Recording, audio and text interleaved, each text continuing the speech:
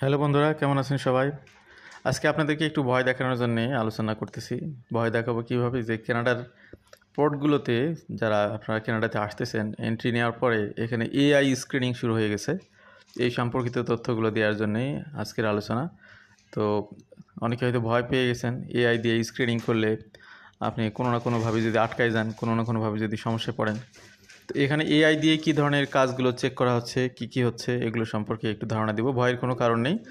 যারা honestly travel করবেন তাদের আসলে ভয়ের কোনো কারণ নেই। আগেও ছিল না, এখনও নেই, ভবিষ্যতেও থাকবে না ইনশাল্লাহ।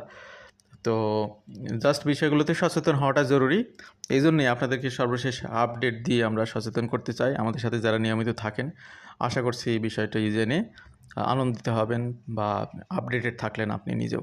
Travellers to Canada face AI screening. Individuals seeking entry to Canada are now subject to AI screening when entering Canada at some land ports of entry. তো এগুলো কিছু ল্যান্ড পোর্টে শুরু হয়ে গেছে, এয়ারপোর্টে এখনও শুরু হয়নি, সামনে শুরু হবে যতটুকু আমরা জেনেছি। শুরু হওয়ার আগেই আপনাদেরকে জানাচ্ছি।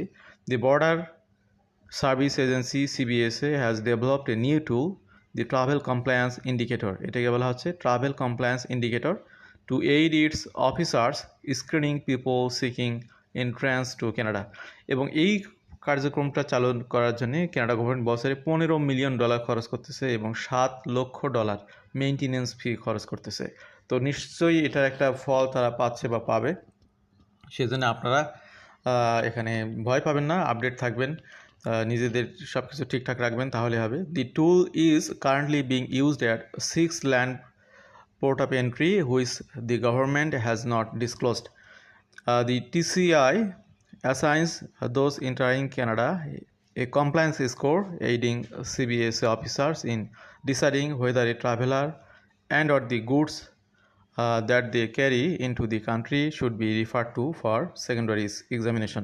তো আপনারা জানেন যে এখানে এয়ারপোর্টে বিভিন্ন ধরনের স্ক্রিনিং হয়। ফার্স্ট স্ক্রিনিংয়ে তারা এখানে টিসিআই বা ট্রাভেল কমপ্লায়েন্স ইন্ডিকেটর দিয়ে আপনাদের সব কিছু যাচাই বাছাই করবে যে সব কিছু ঠিকঠাক আছে কিনা, যাতে সেকেন্ড এক্সামিনেশন বা সেকেন্ডারি এক্সামিনেশনে সময়টা কম লাগে।